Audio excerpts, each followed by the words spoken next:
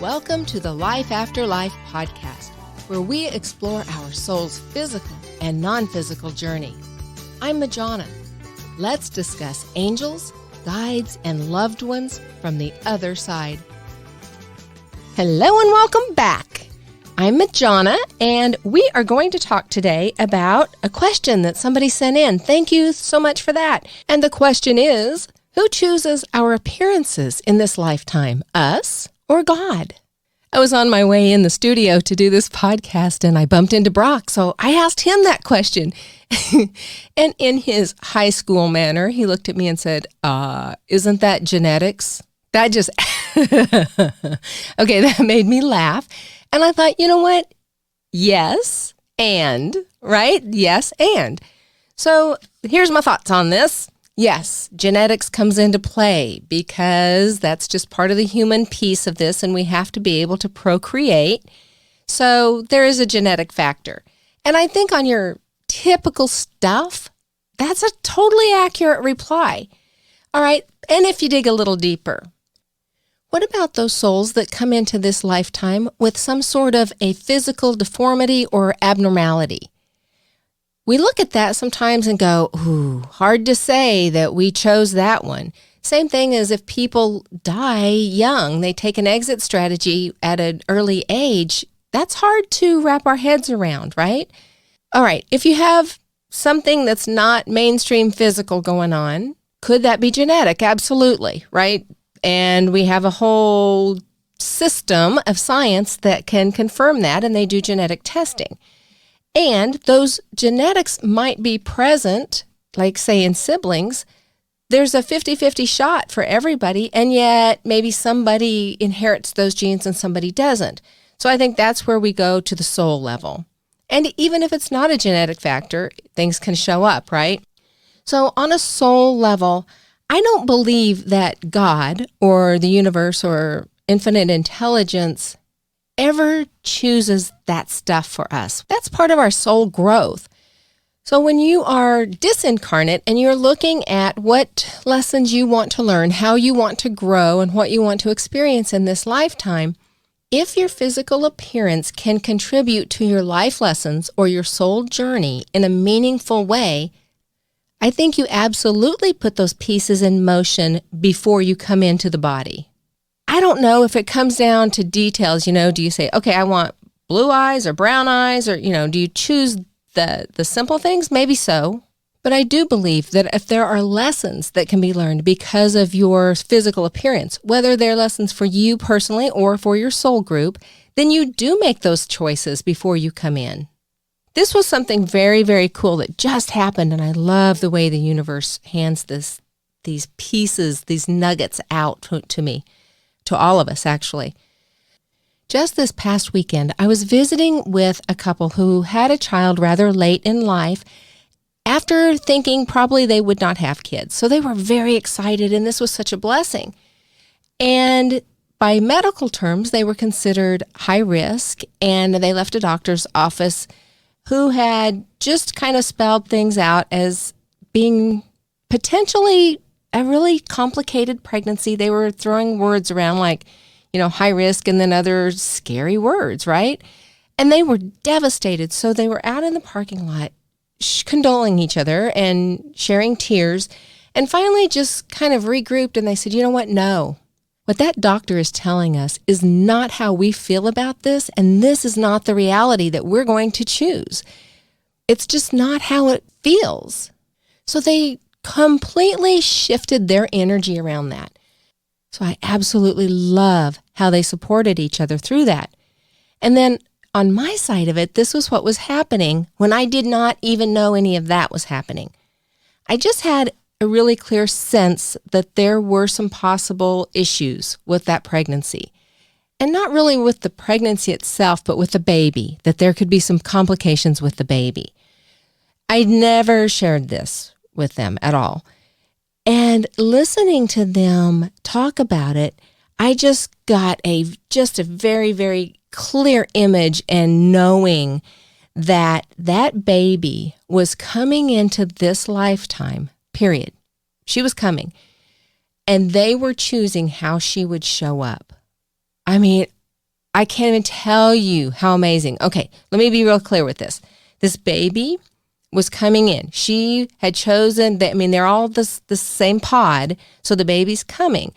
And the parents could go into victim and why me and why us and go into a low level of energy.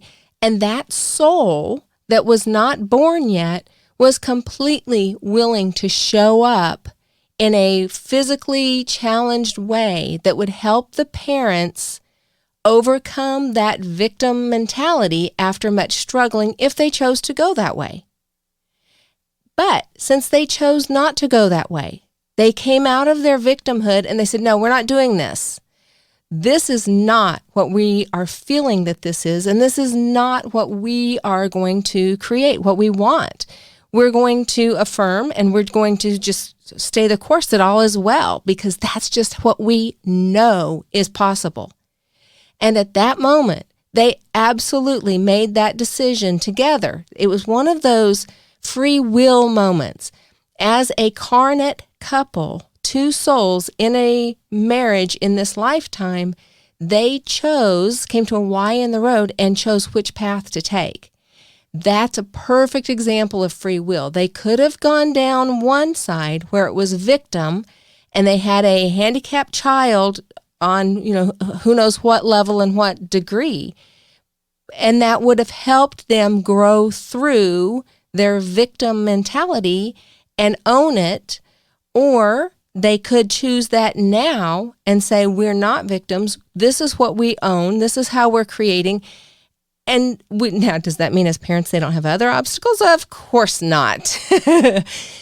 But that was when they didn't have to work out in this lifetime. They had a choice. It was so clear as they were talking about this. I was blown away with that this little soul was coming in and loved them so much that it was willing to show up in human form in whatever manner served everybody to their highest and best good. So would that soul have had challenges coming in a physically challenging body? Of course. Physically, mentally, emotionally, I don't know. Who knows what the options would have been there. Instead, this child is just a shining star. She's a beautiful little girl, and she's very bright and creative and loves to explore and investigate. So she has a different life path. I think the lessons are still the same lessons, right? When we're choosing what lessons we want to learn in this lifetime, there are many, many ways to learn those lessons. It's just how do you want to learn them? And I want to be very clear that, to my knowledge, aborting the pregnancy was never even a consideration for them. They loved this baby, and they were going to love this baby no matter what. And they would have been phenomenal parents no matter what. It just, to me, is a perfect example of free will and how we can choose our paths. So when a spirit, a soul, is planning out their soul's journey for this lifetime, and you're making your contracts and you're deciding all of these things, this is the summary of how I see that piece was unfolding. So mom, dad, and baby are soul pod. Before they came into this lifetime, they worked it all out. Mom and dad, this is how you're going to meet, and this is going to be your life. Baby, I'm coming in late after you've been told that I'm not going to happen, but I'm coming. And because you have set up some lessons that you want to learn, and maybe one of those lessons is how to create, how to manifest, how to take control of your life, or how to be a victim and play the blame game, maybe those were your lessons.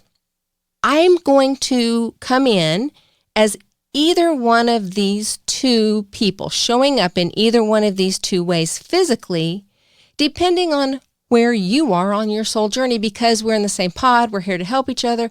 I love you enough that I'm going to show up however you need me to show up. And we'll just pick up our lessons from there. I hope that makes sense. It makes perfect sense in my head.